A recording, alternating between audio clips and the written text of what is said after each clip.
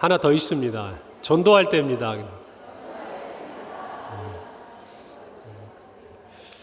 그래요. 아무리 강조해도 지나치지 않은 두 마디. 기도합시다. 전도합시다. 기도를 통해서 우리는 주님을 만나고요. 또 전도를 통해서 우리는 주님을 전합니다. 할렐루야. 그래요.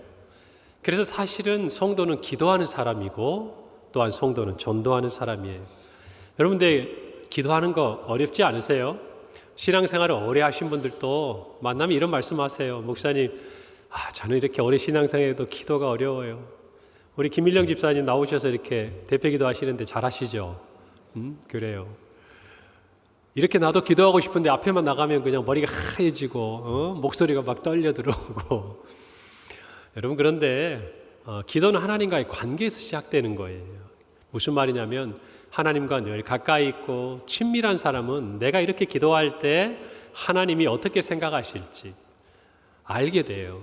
그래서 여러분, 기도가 어렵다고 그래서 여러분 남의 기도문 가지고 막 외우고 연습하고 성경 아무리 읽어보세요. 안 돼요. 기도 잘하고 싶으면 단 하나밖에 없어요. 남 신경 쓰지 말고 하나님 앞에 기도를 많이 하세요. 자주 하면 돼요. 그러면 할 말이 많아져요. 그러면 어떻게 되는 줄 아세요?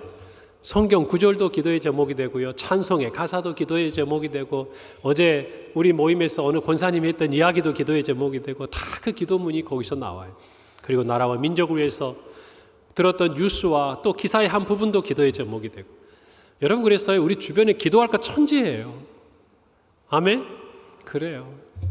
더군다나 우리가 이제 이 여름이 막바지에 이르렀습니다. 비도 많이 오고 막 태풍도 오고 참 덥기도 했어요. 그러다 보니까 우리도 영적으로 어떤 상황이 되냐면 조금씩 다 이렇게 뭔가 조금씩 풀려 있어요. 저부터서도 그러고 요즘 제가 계속 그래요. 저한테는 긴장하자. 그러니까 몸이 힘들어 하려고 그래요. 긴장하자 그러니까. 여러분, 이제 우리가 기도할 때가 된 것 같아요. 왜냐하면 이제 이 가을의 추수를 앞에 두고 또 우리가 정말 하반기 사역을 시작하면서 또 우리 앞에 기도해 주신 대로 가을 부흥회를 앞에 두고 여러분, 우리의 마음이 기도로 준비돼야 돼요. 할렐루야. 그래서 부흥회 나올 때는요, 정말 하나님 앞에 친밀한 마음으로 나오셔야 돼요. 그래서 내가 무슨 말을 해도 하나님이 들어주시고 무슨 설교를 듣고 무슨 말씀을 듣고 찬양을 불러도 하나님의 음성이 내 귀에 들리도록 우리의 마음을 열고 귀를 열고 입술을 열어서 하나님 앞에 기도하고 나와야 돼요. 제가 지난 주간에 무슨 얘기를 하다가 성지순례 얘기를 한번 하게 됐어요. 그러면서 그분 하시는 말씀 그래요. 아는 만큼 보이는 것 같다고. 갔는데도 뭘 모르니까 가서 그냥 이게 있나 보다 갔다 오니까 기억이 잘 안 나는 거죠. 그런데 가기 전에 공부도 하고 뭔가 많이 거기에 대해서 이스라엘의 문화에 대해서 기후에 대해서 지형에 대해서 공부하고 성경의 이야기에 대해서 공부하고 가면 그 곳곳 하나하나가 얼마나 살아 숨쉬는 이야기가 있겠어요. 마찬가지예요. 우리도 은혜를 받으려면 은혜 받을 준비를 해야 되는 거예요. 다른 거 없어요. 기도하는 거예요. 여러분, 그런데 우리가 기도하기 힘든 것들이 몇 가지가 아까 말씀드린 하나는 어려워요. 기도하는 게 나는 목사님 왜 이렇게 어려운지 몰라요. 그냥 새벽이든 언제든 앉아서 무릎만 꿇으면 평소에 내가 TV 보고 신문 보고 다른 거 할 때는 눈이 초롱초롱한데 한 3, 4분만 지나면 하나님이 어떻게 은혜를 주시는지 꿈결에 주님을 만나게 된다 이거지. 여러분, 그런데 그런 기도의 자리 뭐랄까요? 저는 하나님하고 기도하다가 좋은 거는 예쁘다고 생각해요. 기도하지도 않는 것보다는 기도하려고 하다가 좋은 것도 예쁠 것 같아. 근데 또 하나 우리 어떤 모습이 있다면요, 바빠요. 특히 여기 우리 젊은 집사님들 참 바쁘죠. 제가 우리 성도들 이렇게 목사님 얼마나 바쁘세요? 그럼 제가 이렇게 말씀드려요. 여러분의 남편들, 자녀들은 더 바빠요. 진짜 그래요. 제가 이렇게 젊은 가정들 신방하고 예전에 이럴 때 기억을 보면요, 우리 교회도 마찬가지지만 주중에는 신방을 하고 싶어도 할 시간이 없어요. 밤 11시 되고요. 제 동생을 보더라도 무슨 프로젝트 하나 떨어지면 1주, 2주씩 집에도 못 들어올 때가 많아요. 여러분, 요즘에 회사마다 구조조정을 하면서 인력을 감축했어요. 그러면서 한 사람이 예전에 2사람, 3사람이 했던 몫을 해내야 되는 상황이 힘들어요. 바빠요. 솔직히 말하면 쉴 시간도 없고 일할 시간도 없어요. 그런데 기도할 시간, 우리가 기도에 대한 분명한 우선순위를 갖지 않으면 세우기 쉽지 않아요. 여러분, 그런데 오늘은 제가 바쁜 우리 집사님들, 또 이렇게 말하니까 목사님 나이 들어도 바빠요. 아침 일어나면 얼마나 바쁜 줄 아세요? 새벽에 교회 가서 기도해야지. 갔다 오면 이 나이 들어도 또 우리 애들 출근하고 뭐 하는 것도 남편 뭐 밥상 차려줘야지. 또 끝나고 나니까 요즘에 또 어디 나라에 사는 데 가가지고 일도 좀 해봐야지. 또 교회 어느 모임에도 가야지. 여러분 목사님 저 바빠요. 알아요. 그러니까 제가 여러분한테 교회 나오라 말을 하는데 굉장히 마음이 쓰여요. 예전에는 저 그랬거든요. 나와야 한다고. 근데 요즘에는 그래서 예전에 제가 전도사 때 우리 담임 목사님 하셨던 말씀이 제가 생각이 나요. 그때는 좀 특이하게 생각했는데 그 목사님 그랬거든요. 성도에 대해서 너무 많이 알면 힘들다는 거예요. 왜요? 처지를 다 하니까 설교할 때도 이 말하면 저 사람 상처받을, 이 말하면 또 저 사람이 상처받을 것 같아가지고 자꾸 신경 쓰인대요. 그래서 나는 성도들 상황을 모르기로 했어. 말이 되는 것 같은데? 얘 또 약간 이상한데. 그건 있을 것 같아요. 내가 잘 모르면 정말 성경과 신앙이 입각해서 해야 될 것을 그냥 좀 뭐랄까요? 좀 주저함이 없이 강하게 얘기할 것 같은데 성도들의 신방을 하고 하나하나 형편을 알고 몸이 아프고 뭐 경제적인 상황을 알고 이거 알고 나면 좀 이렇게 해보면 어때요? 자꾸 톤이 낮아진단 말이에요. 여러분 그런데 오늘 우리의 삶을 보고 다른 거 보지 말고요. 한번 예수님 한번 보자고요. 예수님 한번. 예수님 어떻게 하루를 사셨는지 한번 보자고. 오늘 마가복음 35절부터 39절까지 말씀은요. 기도하시고 전도하시는 예수님의 이야기가 나오는데 좀 거슬러 올라가 봅시다. 마가복음 1장 21절에 이렇게 기록되어 있어요. 그들이 가버나움에 가니라 예수께서 곧 안식일에 회당에 들어가 가르치심에 그랬어요. 여러분 안식일에 가버나움에 가셔서 예수님이 회당에서 가르치셨어요. 오늘로 따지면 저처럼 지금 제가 1부, 2부 예배 설교하고 또 뭐 회의도 마치고 지금 이 자리에 숨가쁘게 왔거든요. 예수님도 그렇게 하셨다 그 말이에요. 여러분 예수님이 얼마나 훌륭한 설교자입니까? 또 그분이 읽어드리는 성경 말씀 한 구절은 얼마나 또 그 사람들 마음에 다가왔겠어요. 또 예수님의 말씀을 듣고 난 사람들이 얼마나 궁금한 게 많았겠어요. 예수님 못 가게 붙들고 있지 않았겠어요? 이것도 물어보고 저것도 물어보고. 자 그런데요. 이어지는 29절 30절에 보니까 이렇게 기록합니다. 회당에서 나와 아까 조금 전에 예수님이 회당에 들어가셨어요. 그래서 가르치셨습니다. 그리고 회당에서 나오셨어요. 그리고 보니까 곧 야고보와 요한과 함께 시몬과 안드레의 집에 들어가시니 시몬의 장모가 열병으로 누워있는지라. 사람들이 곧 그 여자에 대하여 예수님께 말했다 그 말이에요. 아프다고. 여러분 쉴 틈도 없이 회당에서 나오자마자 지금 어디로 가셨어요? 시몬과 안드레 집에 가셨는데 마침 시몬의 장모가 열병으로 누워있는 거예요. 여러분 우리는 예수님께서 치유하시는 사역을 할 때 그냥 예수님은 하나님이시니까 그냥 예수님은 능력 있는 분이니까 옥자락만 만져도 낫고 그냥 가서 뭐 손수건만 얹어도 낫고 예수님이 그냥 손만 딱 대고 그러면 나을 것 같죠? 안 그래요? 나아야죠. 예수님이 나으라고 그랬는데. 여러분 그러나 그것은 그냥 나오는 게 아니에요. 거기에는 예수님의요 그 목자의 심정이 녹아있는 거예요.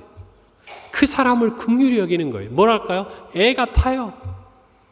사망의 권세 아래서 질병으로 열병으로 고생하는 그 영혼을 볼 때 우리가 볼 때는 예수님이 그냥 손을 얹고 기도하시면 그 사람이 낫는 것 같지만 이렇게 말해볼까요? 예수님은 진액을 쏟아서 그 여인을 치료하시는 거예요. 할렐루야. 여러분 그렇게 생각하셔야 돼요. 예수님도 우리와 똑같은 사람이에요. 그 여자를 불쌍히 여기고 그 장모의 열병을 긍휼히 여기고 더 나아가서 그곳에 있는 사람들은 단순히 병 낫기만 원하지만 그들의 영혼을 구원하기 위한 예수님의 마음은 그들보다 더 많은 에너지가 들게 돼 있다 그 말이에요. 그런 마음을 쓰고 걸어가고 여러분 그런 에너지를 다 하면서 예수님이 여인의 병을 고쳐주고 계시는 것이에요. 그리고 나니까 32절에 33절에 이렇게 말합니다. 저물어 해가 질 때에 모든 병자와 귀신 들린 자를 예수께 데려왔어요. 베드로와 안드레의 집에 가서 장모를 고쳐주고 나니까 문 밖에 누가 기다리고 있는 거예요? 사람들이 기다려요. 근데 어떤 사람들이에요? 아픈 사람들, 귀신 들린 사람들, 온 동네가 그 문 앞에 놓여 있어요. 예수님이 하루가 어때요? 여러분 생각할 때 만만치 않죠? 다양한 사람들 가르치시고 치유하시고. 여러분, 그런 예수님의 하루를 기억하고 오늘 35절을 보세요. 새벽 아직도 밝기 전에 예수께서 일어나 나가 한적한 곳으로 가사 거기서 뭐 하셨다? 여러분, 우리가 기도할 수 없는 여러 가지 이유를 생각할 수 있습니다. 피곤할 수 있어요. 바쁠 수 있어요. 힘들 수 있어요. 그러나 우리는 주님을 봐야 합니다. 그분의 사역이 3년의 공생의 사역이 어떤 시간이었는지를 저와 여러분이 아셔야 돼요. 그분이 40일간 금식하시고 그분이 온 갈릴리와 유대를 그 너머를 걸어서 다니시며 수많은 사람들을 치유하시고 가르치시고 구원하시고 그리고 기도하셨어요. 여러분, 하루 종일 안식일에 회당에서 가르치고 사람들에게 시달린 예수님께서 오늘 새벽에 보니까 새벽 아직도 밝기 전에 예수께서 일어나 나가 한적한 곳으로 가서 거기서 기도하셨다 그 말이에요. 우리 그냥 다른 사람 비교하지 마세요. 내가 저 사람보다 바쁘고 내가 저 사람보다 어떻고. 여러분, 우린 착각하기 쉬워요. 저도 예수님만큼이나 바빠요, 목사님. 인정합니다. 그런데 한 가지는 제가 동의 못해요. 예수님은 하나님이세요. 창조주세요. 우리는 피조물입니다. 차원이 다른 거예요. 그런 예수님이 우리와 같이 육신의 몸을 입고 이 땅에 오실 때 가장 놓치지 않고 중요하게 생각하셨던 게 뭔가? 기도의 자리였어요. 어쩌면 예수님이 행하셨던, 가르치시고 치유하셨던, 귀신을 내어 쫓으셨던 이 모든 일에 예수님의 힘이 기도의 자리에서 나왔던 거예요. 여러분, 그래서 놓칠 수가 없는 거예요. 여러분, 우리 주변에 기도의 삶이 참 삶의 습관처럼 배어있는 분들이 계세요.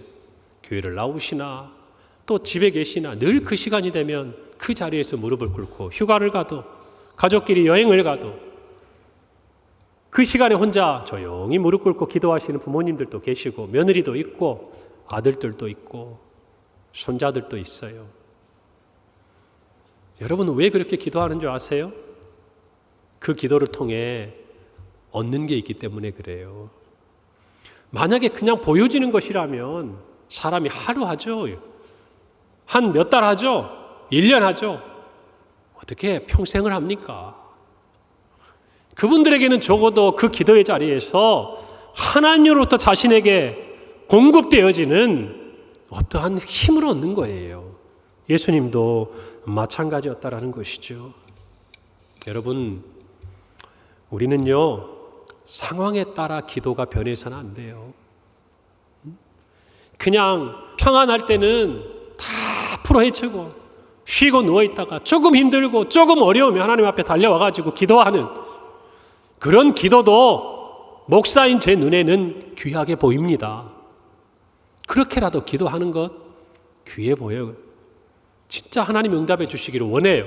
칭찬해드리고 싶어요. 그런데 저와 여러분의 기도가 거기에만 머물러서는 안 되는 것이에요. 우리는 상황에 따라 기도하는 것이 아니에요.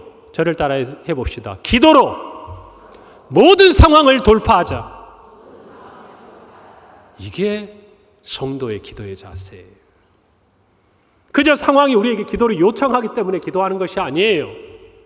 성도는 주님을 본받아서 기도로 우리의 삶에 어떠한 상황이 놓여져 있든지 그거를 돌파해 가는 사람들이에요. 할렐루야. 그걸 가능하게 하는 게 뭐다? 기도다 그 말입니다. 그런데 성도가 기도를 하지 않는다. 어떻게 이해를 해야 할까요? 자신만만한 건가요? 나는 어떤 상황이 와도 기도 안 해도 이길 수 있습니까? 나는 어떤 어려움이 와도 기도 안 해도 극복할 수 있습니까? 나는 어떤 평강이 오고 평안이 오고 내 삶에 어려움이 하나도 없어도 교만하거나 나태하지 않을 자신 있습니까? 아니에요. 우리는 상황에 민감하게 반응하게 되어 있습니다. 그렇기 때문에 우리는 기도로 그 상황을 돌파해야 돼요. 그래서 제일 안타까운 게 뭔지 아세요? 기도해야 하는데 기도해 달라고는 하면서 기도하지 않는 성도들을 볼 때 저는 제일 안타까워요. 제일 안타까워요. 자기가 기도해야 되는 것 아는데 그 기도를 남에게는 부탁을 하는데 정작 자기는 기도하지 않고 있는 그분을 보면 참 제 마음이 안타깝다 그 말이에요. 우리가 무엇인가 하나님의 새 일을 기대하고 이 가을에 이 붕해를 앞에 두고 하나님의 은혜를 구하는데 기도하지 않아요. 예배의 자리에 보이지 않아요. 저 안 보는 데서 하는지는 그건 잘 모르겠어요 제가. 여러분 제가요 부드러운 남자예요. 그죠? 아니에요? 그런데 저는 여러분이 정말 무엇인가 여러분에게 유익하고 도움이 된다면요 악역을 감당할 마음도 있는 사람이에요. 제가 아니면 해줄 사람이 없잖아요. 아니에요? 평강교회 담임 목사가 안 해주면 누구한테 가서 들을 겁니까? 엉뚱한 데 쫓아가서 또 들을 거예요? 아니에요. 여기서 들어야 돼요. 여러분 제가 드리는 이 말씀 어떤 면에서는 아프게 들어야 돼요. 늘 듣는 이 말씀에 변하지 않는 나를 여러분 좀 아파해야 돼요. 그래야 여러분의 삶에 기도의 능력이 나타나는 거예요. 할렐루야. 저는 우리 교회가 다 좋아요. 다 좋은데 기도가 준비되면요 그냥 하나님이 우리에게 물 붓듯이 부어줄 준비를 하고 계신다고 믿고 있어요. 할렐루야. 우리 성도들이 뭔가 주를 위해서 해보고자 하는 열정을 가지고 하나님 앞에 기도하기 시작하면 하나님이 뭔가 새 일을 행하실 것 같은데요. 제 눈에 보이는 기도의 자리 여러분도 아시죠? 여러분 절대 기도 없이 교회에 부흥 없어요. 무슨 담임 목사가 재주가 있고 능력이 있다고 부흥하는 거 아니에요. 성도들이 주변에 전도를 많이 해가지고 사람 막 앉혀놓는다고 기도되는 것도 아니고요. 부흥되는 것도 아니고요. 이 주변이 막 개발이 돼가지고 아파트가 들어선다고 그래서 부흥하는 게 진정한 부흥이 아니에요. 우리 안에 영적인 각성이 일어나야 돼요. 뭐가 일어나야 된다고요? 각성이 일어나야 된다고. 기도하지 않으면 안 될 것 같은 무언가 우리 안에 영적인 자극이 나타나야 돼요. 그래서 그 영적인 자극에 순종하고 나와 기도하고 찬양하는 여러분 우리 금요 기도회는요 제가 아는 한 정말 대한민국에서 우리 금요 기도회 같은 기도회 자리 흔치 않습니다. 함께 기도하고 찬양하는 자리 그렇게 흔하지 않아요. 여러분 가보세요. 다른 데 한번. 그렇게 좋은 자리가 있어도 아쉬운 거예요. 오늘 이 말씀 듣는 여러분들은 제가 드린 이 말씀을 잘 새기기를 바랍니다. 솔직히 얘기해 보면 여러분 새벽기도 기도에 많이 나오면 제가 엄청 좋아할 것 같아요? 여쭤볼게요. 제가 엄청 좋아할 것 같냐고요. 더 짐이 더 많아요. 많이 오는 만큼 제 어깨가 무거워져요. 왜요? 그만큼의 한 사람 한 사람의 삶의 무게가 더해지는 자리가 되기 때문에 그런 거예요. 저만 그러면 뭐합니까?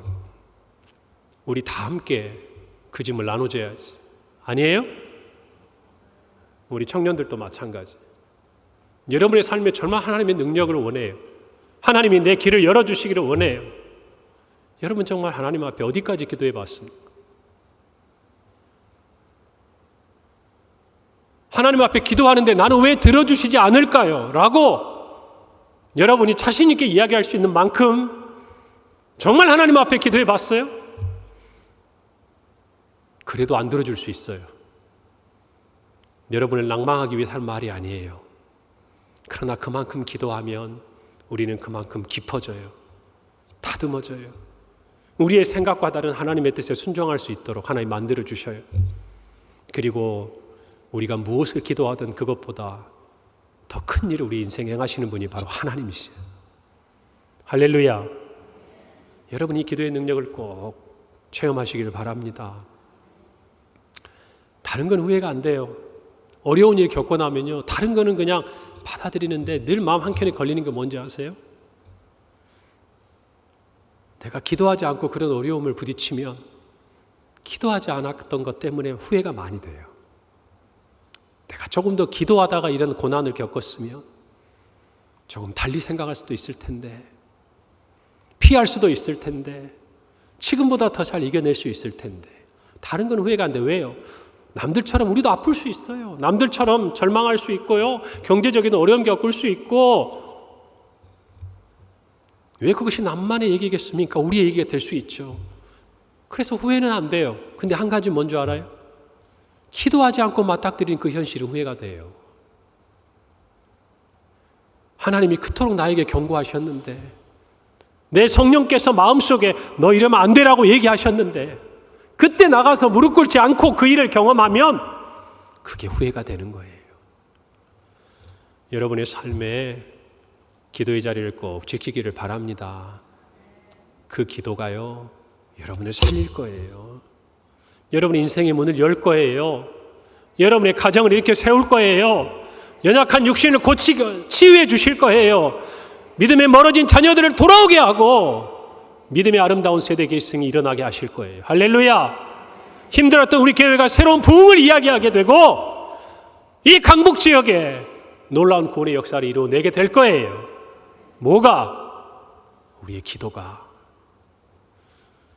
여러분, 주님은 기도하시고 나서 오늘 말씀해 보니까 이젠 전도하십니다. 여러분, 기도가 쌓이니까 자연스럽게 예수님의 발걸음이 전도의 자리로 나아가는 것이에요. 사랑하는 성도 여러분, 저와 여러분에게 기도에 대해서 마지막으로 전도를 이야기할 때 딱 두 가지만 얘기할게요. 예수님은요, 누가복음 22장 39절에 보면 습관을 따라 갈림산에 가셨어요. 뭐하러? 기도하러 가셨어요. 겟세마네 동산의 기도, 우리가 잘 아는 그 기도하러 가셨어요. 땀방울이 핏방울처럼 되는 그 기도, 그때만 하신 게 아니에요. 습관을 따라가셔서 기도하신 거였어요. 여러분, 그래서 저와 여러분 딱 두 가지가 필요해요. 하나는 습관을 따라 기도하는 시간이 있어야 돼요.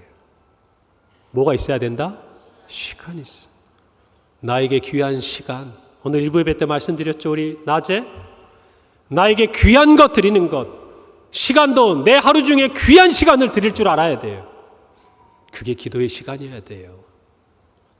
두 번째, 습관을 따라 기도하는 장소가 있어야 돼요. 여러분, 집의 골방이 됐든 새벽에 나온 이 예배의 자리가 됐든 아니면 여러분 직장에 앉는 여러분의 일터의 그 책상이 됐든 어디가 됐든 중요한 것은 습관을 따라 기도하는 장소가 있어야 된다, 그 말입니다. 오늘 이 말씀을 듣고 마음속에 한번 생각해 보세요. 내가 습관을 따라 기도하는 시간은 언젠가? 내가 습관을 따라 기도하는 장소는 어디인가? 이게 없는데 기도의 사람이라고 이야기를 듣는 사람을 저는 본 적이 별로 없어요. 여러분, 이 말씀을 꼭 기억하십시오. 습관을 따라 기도하는 시간을 꼭 정하시기 바랍니다. 지키세요. 그리고 습관을 따라 기도하는 장소를 마련하세요. 그곳에서 기도하세요. 될 수 있으면. 그래야 기도가 우리의 삶이 되는 거예요. 저는 대학 다닐 때요, 늘 하루를 시작할 때 대학의 학생회관에 저와 함께 교회를 다녔던 우리 대학생들이 모여서 그날 큐티를 하고 기도를 하고 첫 번째 1교시 수업을 듣기 전에 다 헤어졌어요. 저희 학창 시절에 매일의 기도의 자리는 학교를 갈 때는 그 학생회관에 남들은 밥을 먹고 모임을 가졌던 그 자리가 우리의 기도의 자리였어요. 여러분, 그 자리가요, 우리를 살리는 거예요. 그 시간이 우리를 살리는 거예요. 할렐루야. 오늘부터라도 여러분의 기도가 그와 같은 모습이 있기를 간절히 바랍니다. 그리고 전도해야 돼요. 마가복음 1장 38절에 이르시되 우리가 다른 가까운 마을로 가자. 거기서도 전도하리니 내가 이를 위하여 왔노라 그랬어요. 여러분, 삭개오를 구원하실 때 예수님께서는 인자가 온 것은 잃어버린 자를 찾아 구원하려 왔다라고 말씀하셨습니다. 예수님의 대위임 명조도 이와 같아요. 마태복음의 마지막에 어떻게 기록되어 있습니까? 그러므로 너희는 가서 모든 민족을 제자로 삼아 아버지와 아들과 성령의 이름으로 세례를 베풀고 내가 너희에게 분부한 모든 것을 가르쳐 지키게 하라. 볼지어다 세상 끝날까지 너희와 항상 함께 있으리라. 이것이 주님의 말씀이에요. 사랑하는 성도 여러분, 이제 우리는 기도할 때가 되었고 전도할 때가 되었습니다. 하반기 부흥회 여러분 기도로 준비하시기를 바랍니다. 그리고 그 자리에서 기도하시기를 바랍니다. 그리고 그 자리가 지난 다음에는 여러분에게 반드시 기도의 습관을 따라 나아가는 시간과 장소가 있기를 바랍니다. 여러분, 그리고 아직 전체적으로 공지는 아니지만 연간 계획에서 우리는 10월 마지막 주일인 29일에 이 자리에서 새생명 전도 축제를 하게 될 거예요. 그것을 위해 많은 것들을 준비하게 될 겁니다. 여러분, 그 시간에 여러분이 만약 기도의 장소와 기도의 시간을 가지고 있다면 저는 여러분이 반드시 한 영혼을 구원하는 일에 참여할 거라고 확신합니다. 확신합니다? 그래요. 우리가 창립 기념주일에 한 가지 의미 있는 일을 또 할 거예요. 여러분 오랜만에 하셨을 거예요. 내가 10월 29일에 인도할 태신자를 작정할 겁니다. 이제 다음부터 광고가 나갈 건데 여러분 기도하며 그 이름들을 떠올리시기를 바랍니다. 주님을 아직도 영접하지 못하고 있는 사람, 주님으로부터 멀어져 있는 그 사람에게 기도하는 여러분이 예수 그리스도를 전하기를 바랍니다. 이 자리에서 많은 분들이 잃어버린 자를 찾아오신 예수님의 마음을 깨닫고 그들 또한 우리처럼 영생으로 나아가는 귀한 은혜가 있는 이 가을이 되게 하실 줄 믿습니다. 믿습니다. 여러분 이 일에 온 교우들이 한 마음이 되어서 주님 앞에 이 가을 가장 귀하고 아름다운 열매를 드릴 수 있기를 소원합니다. 기도하겠습니다. 하나님 은혜를 감사합니다. 우리가 기도할 때입니다. 그리고 전도할 때입니다. 하나님 이 일에 우리의 마음과 또 우리 평강교회의 모든 사역을 허락하셨으니 하나님 은혜를 주시고 우리 온 성도들이 기도의 자리에서 주님의 그 목자의 심정을 깨닫고 한 영혼이라도 주님 앞에 돌아오도록 그를 위해 기도하며 전도하는 모든 성도들이 되게 하시고 그렇게 기도하고 전도할 때 우리 성도들의 모든 삶에 하나님의 부어주시는 폭포수와 같은 은혜를 허락하여 주시옵소서. 감사드리고 예수님의 이름으로 기도합니다. 아멘.